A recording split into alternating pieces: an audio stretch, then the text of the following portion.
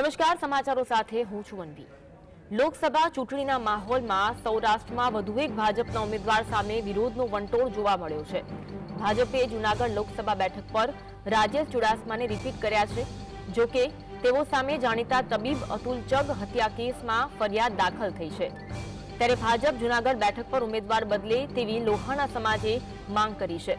Doctor Atul ચગ પર આત્મહત્યા માટે દુષ્પ્રેરણાનો આરોપ છે અને તેમ છતાં ભાજપે રાજેશ ચુડાસમાને ઉમેદવાર બનાવતા લોહાણા સમાજ મેદાને આવ્યો છે। આમ રૂપાલા સામે ક્ષત્રિય સમાજ બાદ હવે રાજેશ ચુડાસમા સામે લોહાણા સમાજ મેદાને આવ્યો છે। તો ગીર સોમનાથના વેરાવળમાં ડોક્ટર અતુલ ચગ આત્મહત્યા કેસમાં જેના પર આક્ષેપો થયા હતા તે જૂનાગઢના સાંસદ રાજેશ ચુડાસમાને ભાજપ દ્વારા આ વખતે રિપીટ કરવામાં આવતા જ લોહાણા સમાજમાં રોષ ભભૂકી ઉઠ્યો છે।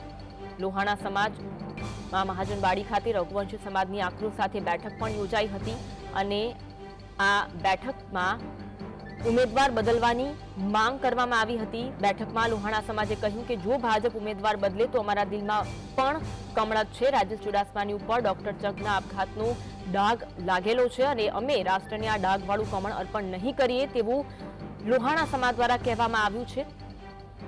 ત્યારે રઘુવંશી લોહાણા સમાજની માત્ર એક જ માંગ છે કે રાજેશ ચુડાસમાની ટિકિટ રદ કરવામાં આવે તો ભાજપ દ્વારા જે પણ ઉમેદવારોના નામ જાહેર કરવામાં આવે છે અને ત્યારબાદ તે બેઠક પરથી રોષ જોવા મળી રહ્યો છે।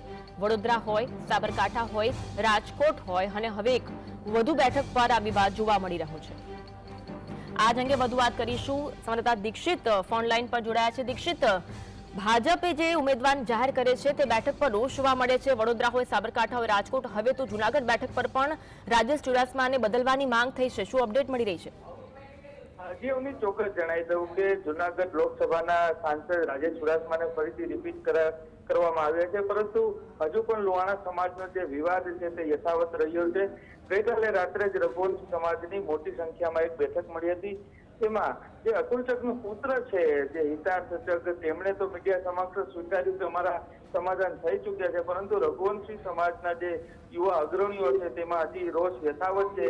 તેમના મતે એવું જણાવવામાં આવે છે કે અમે ભાજપમાં છીએ, પરંતુ આ એક ડાઘવાળું કમળ અમે ઉપર મોકલવા માંગતા નથી, જેથી અમારા મત ભાજપને નહીં મળે તેવો એક હુંકાર પણ લોહાણા સમાજમાં જોવા મળ્યો હતો। જી, તો હાલમાં એવી કોઈ અપડેટ છે ભાજપ દ્વારા કોઈ તજવીજ હાથ ધરાઈ હોય, મનાવવાના કોઈ પ્રયાસ હાથ ધરાયા હોય, શું અપડેટ મળી રહી છે? જી ચોક્કસ જણાવી દઉં કે ભાજપ દ્વારા જે લોહાણા સમાજના જે નેતાઓ છે, અગ્રણીઓ છે, તેના લેટર અત્યારે સોશિયલ મીડિયામાં વાયરલ થયા છે કે જે અતુલ ચગ પ્રકરણ હતું તેમના અને સાંસદ વચ્ચે જે વિવાદ હતો તેનું સુખદ સમાધાન થઈ ચૂક્યું છે, એટલે આ બાબતે કોઈ હવે પુષ્ટિ કરવી નહીં તેવું પણ એક સોશિયલ મીડિયામાં પોસ્ટર વાયરલ થયા છે, પરંતુ ભાજપ પ્રત્યે હજુ સુધી કોઈ એવી પ્રતિક્રિયા બહાર આવી નથી। જી, આભાર દીક્ષિત માહિતી આપવા માટે।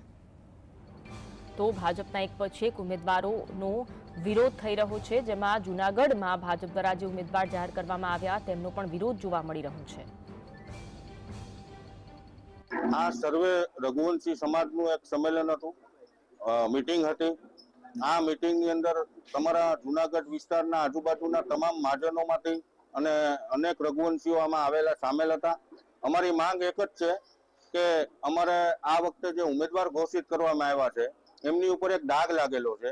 એક ડોક્ટર અતુલ ચગ સાહેબ જે અમારા સેવાના ભેગદારી ડોક્ટર હતા, એમનો એક ડાઘ લાગેલો છે આત્મહત્યાનો, એમાં એનું આરોપી તરીકે નામ છે, એમની એફઆઈઆર નોંધાયેલ છે અને આ દાગી ઉમેદવારને બદલવા માટેની અમારી એક પહેલા તો આક્રોશ સાથેની માંગ છે સર્વ સમાજની